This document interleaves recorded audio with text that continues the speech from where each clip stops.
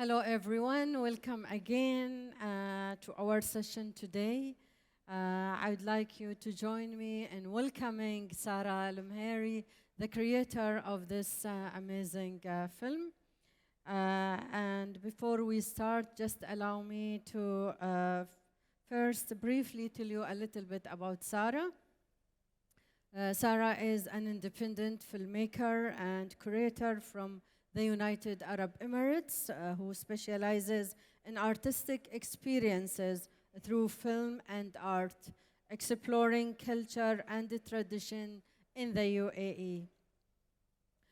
She holds an MA from the University College of London for ethnology and documentary studies and earned a bachelor's degree in journalism and film at Northeastern University in the US.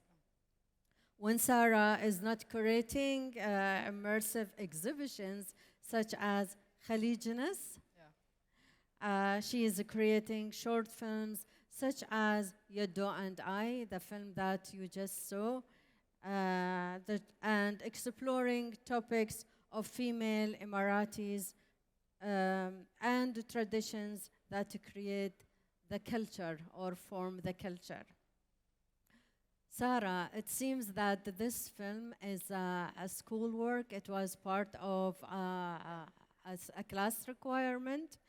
It was part of ethnography and a documentary class. How did you apply what you learned to this film? Yeah, so I should start by saying, yani, I always wanted to make documentary films about my family, but it's very hard to approach. So I used the thesis for my master's documentary as an excuse to film the family. I was saying, like, either you let me film you or I fail. So that's how I got away with it. So that was the intention when I first applied for the master's, was to create a film like this. You know.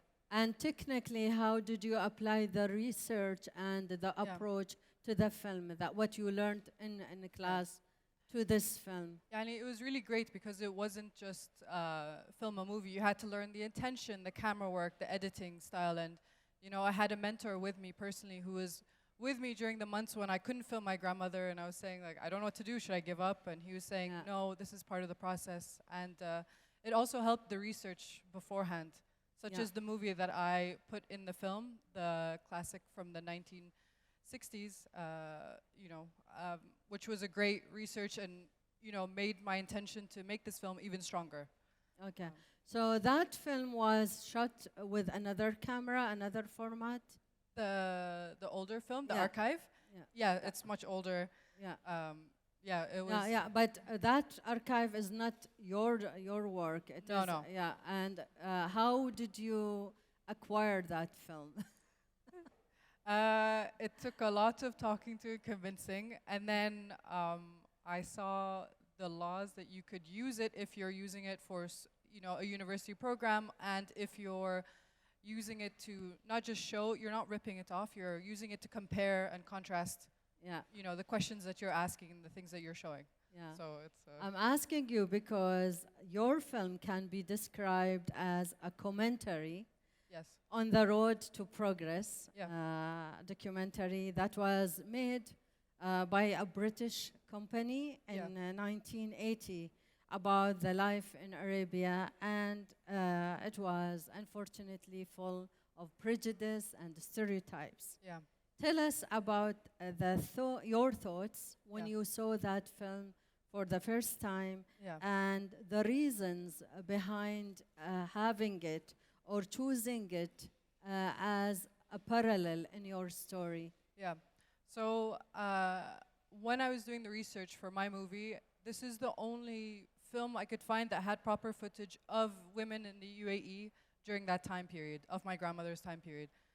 And the film itself is great. They captured a lot of like beautiful images and great moments from our culture. But when it came to women, it was incredibly racist, and you can tell that they barely tried, and it really frustrated me because when you meet my grandmother and other women from that generation, you could have approached them, but they just chose not to, and just made them seem okay. Yeah, they weren't all educated, but there was no reason for this completely polarizing image of uneducated, afraid, etc. Like, I had asked my grandmother, what would you do if they had asked you, if you wanted to be on camera back then? And she was like, we were never really approached by the British. It was more the men. We were just stared at, and they just took photographs without even asking us. And I thought that was an interesting thing, Yeah. I had the inside view, whereas, that's a big thing here. When people come, they just take pictures, not even asking for permission of our culture. And there's no problem to it. You can, but just ask for permission. Yeah, I hope that answers the question. Unfortunately, it reminds me of an article I read long time ago about the Aborigines in Australia and how they are portrayed. Yeah. And it is just a sad thing to see how the people here also were portrayed in these films. Yeah, I agree. Yeah. Your film is a family film. We see your mother, your father, your sister, Noor, and of course your grandmother.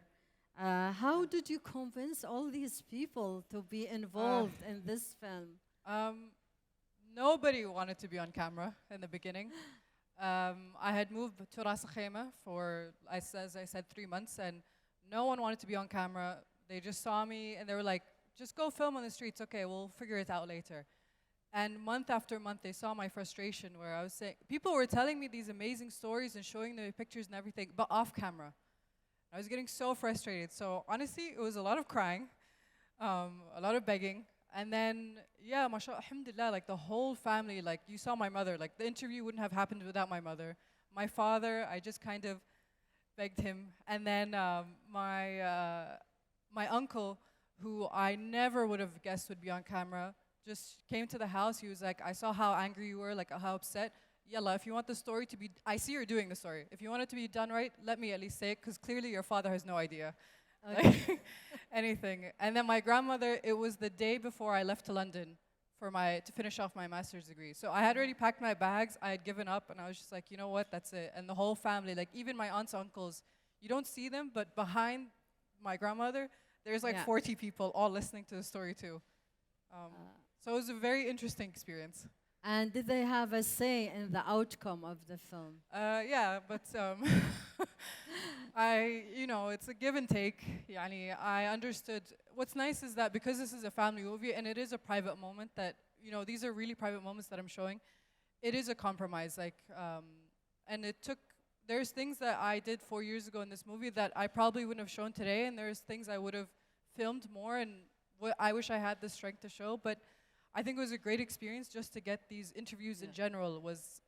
I'm very grateful. Like, So you are not going to share with us what did they ask you to remove out of the film? I can't. This film was already shown to my family, and it was the most terrifying thing. So did your grandmother see it? She doesn't care. I tried to show it to her, and she was like, "Go show these white people, yani, what you want to show them." But I said, to her, she tries to ignore it, but she's happy for me. I show her like the reactions to the movie, and she's like, "Okay, thank you." But to her, it's outside of the house, and nothing really matters. It's when you come into the house. Okay, tell us about the process of the research, the shooting, and then the editing. And I don't know, maybe there are some young filmmakers who want to hear that part. Yeah. I mean, when I did the research, as I said, this was part of my master's degree, and they'd given me a mentor who was trying to get me to film. She was an Indian woman, so they paired me with someone who they thought could relate, and ironically, we did not relate at all. She kept saying, "Why don't you just film your grandmother without her permission?" And I was saying, "No, because she wears a burqa, and I can't do that."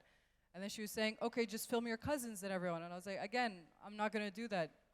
So I had to fly back to England and ask for another mentor who was wonderful. And so a lot of my process was actually pre-filming. And then filming itself, they had given me a giant camera. I can't remember the name, but it was terrible. Like when I see some of the things on screen, and I wish I was more confident to say I'm more comfortable with a camera that it was smaller. It was like a Fujifilm, but I wish I had the confidence to just say, no, I don't want to. I'd use my own thing. And some of it was even filmed by iPhone, just because it was very last minute. And the editing took months, like about a month or two, just to figure out. The subtitle itself took months, and calling my parents and being like, I don't know what this word means. Like, what's the literal translation? And then, yeah, just the overall process. So I would say like 4 or 5 months was the overall film process. Yeah. And at what stage you decided that you want to be in the film, taking part inside as a content, in terms of content? At what stage? Yeah, I think it was when I hit the 2-month mark of not being able to get any footage of my grandmother or anyone. And I was saying, okay, why not make it this film about how hard it is to get access to Emirati families, because it's not an easy thing. We are very private people. And so I was saying, like, I want them to always be on camera, but I don't realize how vulnerable it is to be on camera yourself. So that's when I just decided, okay, let me put myself in the film. And then that kind of helped play the level field, and they kind of saw how I was in the movie, and it made them more comfortable. Because I'm not going to embarrass myself too, like if...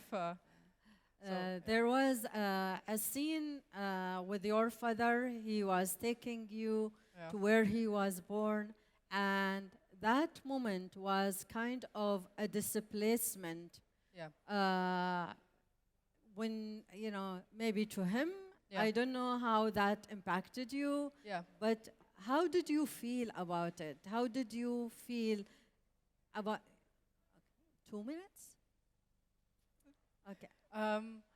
I would say I don't know, for me, I expected this big Hollywood moment of us seeing the house, he cries, I cry, like this beautiful moment. But he didn't really care, and he couldn't really find the house. And that's when I realized how important this movie is, because how fast, he said in the movie, like a few years ago, the house was there and it had been completely gone. He couldn't even find the location. We were there you couldn't see, but we were there for 5 hours in the heat running around. And it really impacted me. And I was like, okay, this is actually really important, because he doesn't care right now, but I know my younger sister and then my kids one day will care. And I would love to know. I'd love to show them that, UAE is changing so fast.